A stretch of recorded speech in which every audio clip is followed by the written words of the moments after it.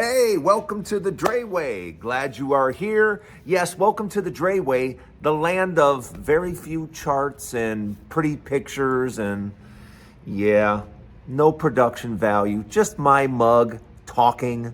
How boring.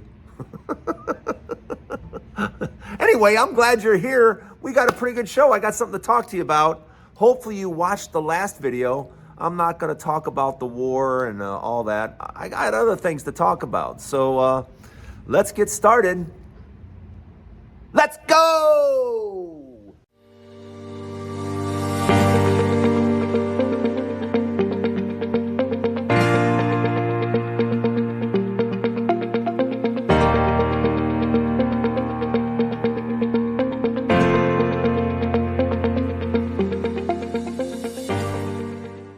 Welcome to the Dray Way. I'm Drayton Nay. I'm your host. Glad to have you. Have you not hit the subscribe button yet? Ugh, the subscribe button's killing me. Who knew it would take this long to get to 40,000? It's blowing my mind, you know. I see some of these other guys and they're at hundreds of thousands and I'm like, dang, what am I doing wrong? Anyway, what I wanted to talk about was they just did an article just came out. Nearly half of all people that own homes are like, yeah, I regret owning a home. Because now, you know, people don't talk about this, but owning a home is really, really expensive. I mean, insurance has just gotten ridiculous.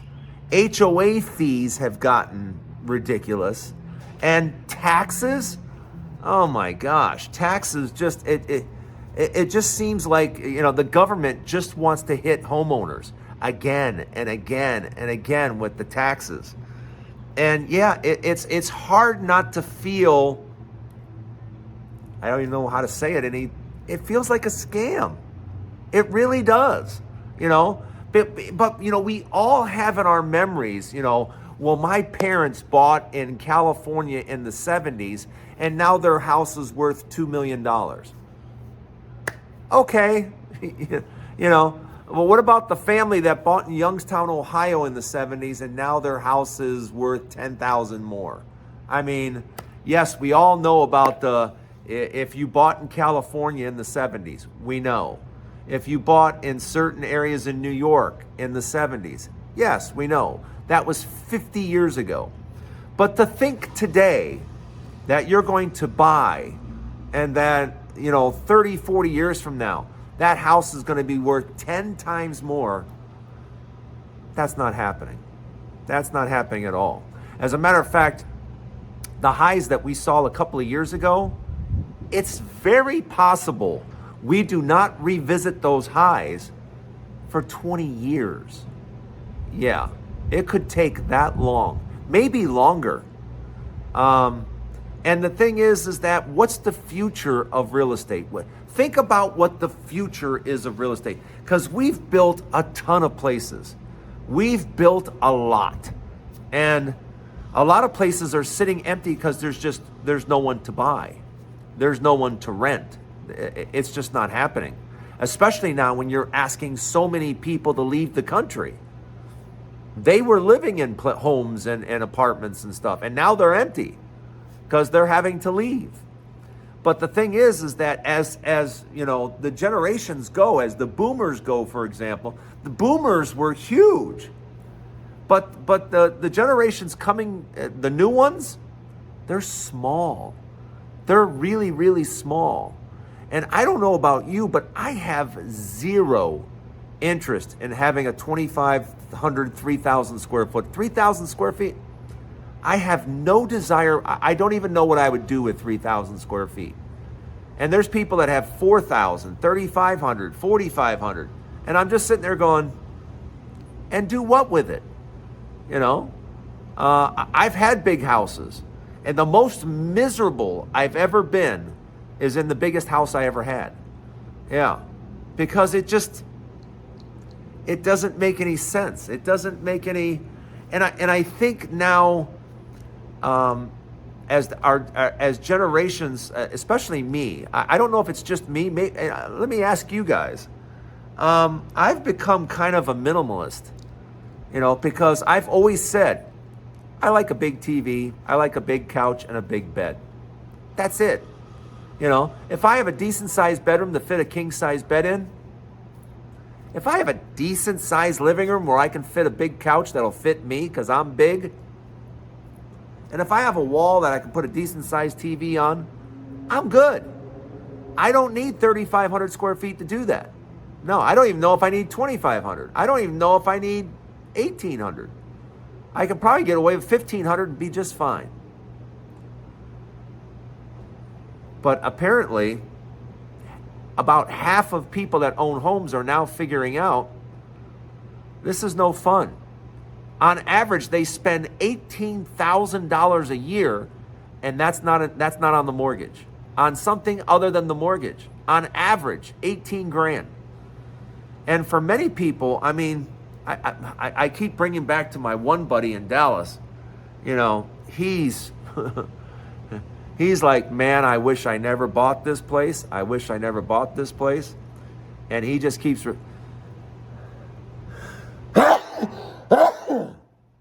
oh, sorry about that. There's something in the air. He keeps coming back to the fact that he's had to fix his roof. He's had a flood. he's had at least $14,000 in just repairs to his house in the last couple of years. Think about that.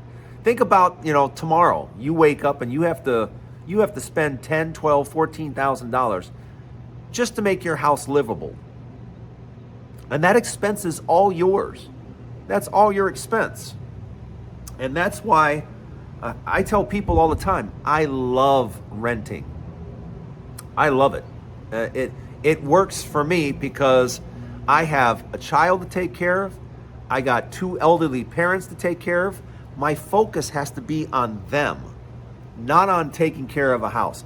Been there, done that, have no desire to do that again. I have zero desire. And apparently now, according to the article, nearly 50% of people feel the exact same way. They wish they never bought the house, And I tell people all the time, where's the real estate agent that told you it was a great time to buy? Where are they? Where are they at? Remember a couple of years ago? Oh, it's a great time to buy. Oh, it's a great time to buy a house. And I'm sitting there going, prices have never been higher. This is a lousy time to buy a house. Why would you want to buy a house at the absolute peak? That doesn't make any sense. And now, for the last two years, real estate just keeps going like this. And especially right now, it's really in the South. It's really heading downward. And I always ask people all the time. I just asked a couple yesterday. I said, where's your real estate agent now? And he's like, I think she's working at IHOP. I said, yeah. And that's who you took financial advice from. So yeah, that's why you never take financial advice from a real estate agent. They have no idea what they're talking about. But I find it really interesting now that nearly half of all people that own a house wish they didn't. Let me know what you think in the comments. I can't wait to hear it. But welcome to the Dray Way. I'm really glad you're here. Again, I hope you hit the subscribe button, but don't go anywhere. Part 2 coming right up. I talk about stocks. We talk about stocks on this show. I talk about Block. I talk about Netflix. I talk about DoorDash. I talk about the stocks that I really like. I made trades yesterday. I talked about this on yesterday's show. The minute I heard that war broke out, I knew that oil prices would shoot up. So I made some trades last night, bought some oil stocks back that I had sold before, because there is definitely going to be a disruption in supply of oil. Over the next few months, I could see oil going over $100 a barrel. If this is prolonged fighting, you could see oil going over $100. So yes, I took advantage and I bought some oil stocks. One of them being Oxy, another one being Exxon. I'll go over my entire list that I bought sometime tomorrow or the next day. But just know this, the market is down today. It's down like 400, 500 points. There is going to be many buying opportunities over the next, 6 to 12 months. And that's why I'm telling everybody, real estate is not the answer in 2025, 2026, 2027, 2028, 2029. It's not the answer. The spreads are going to be very small. You're not going to get rich in real estate. How you are going to prosper, how you are going to do well is in stocks. The stock market is going to continue to perform. Companies are going to continue to make money. Especially companies that are looking into the future and doing the right things to make money in the near future, because technology is moving extremely quickly. So are pharmaceuticals. I mean, there are just categories that are moving extremely quickly. That is why I think it is in your best interest to get a stash account. I tell everyone to get a stash account. When you get a stash account and you use my link, they give you $30. They give me a bonus for using my link. They give you a $30 bonus for using the link. You can start your stash account with as little as $10. But just like a few of my neighbors and stuff like that we now, every once in a while he's like, hey, my block stock has done really well and stuff, because block has been on a bit of a tear, and Netflix has been on a bit of a tear, So we now talk about that because they've started with just $50 here, $50 there, $50 there, and now that he's been doing this almost a year, his account's over $1,000, and he's like, I never dreamed I would have $1,000 in the stock market. He goes, it just blows my mind. And that's the thing that I think a lot of us need to know and understand is, bet on America. Bet on America, bet on the stock market. Don't bet on the real estate market. The real estate market isn't going anywhere. In fact, the real estate market is largely for the south of the United States is in big, big trouble. And I mean big, big trouble. Because insurance companies are looking at these hurricanes, these tornadoes, these storms. And you know what I'm talking about. I mean, just a few weeks ago, tornadoes ripped through half the country, killing dozens of people and just doing severe damage. And a lot of those people are going to be in serious trouble trying to rebuild. And insurance companies have had enough. Fires, tornadoes, hurricanes, it's only going to keep getting more and more expensive. And if you live in Texas and Florida, for example, good luck with insurance. Good luck. It's only going to continue to get more and more expensive. That's why if you're on this show, just know I'm going to be pushing the stock market, because I think that's the place to be. It's the place I've been since the 70s. I've consistently done well. Once you pick quality companies like Kroger, like Costco, like Exxon, and IBM has done. Everybody told me, why did you invest in IBM? I bought IBM 3 years ago, and it's been one of my best performing stocks. It's doing extremely well. So just know that when you buy quality, when you buy good, solid companies that are good at what they do, over the years, you're going to do extremely well. And I want that for you. Whether you've got 10 years, 20 years, 30 years to go, the more time you got, the more important it is to invest in the stock market. So I'll make sure I have my stash link here. If you need it, let me know.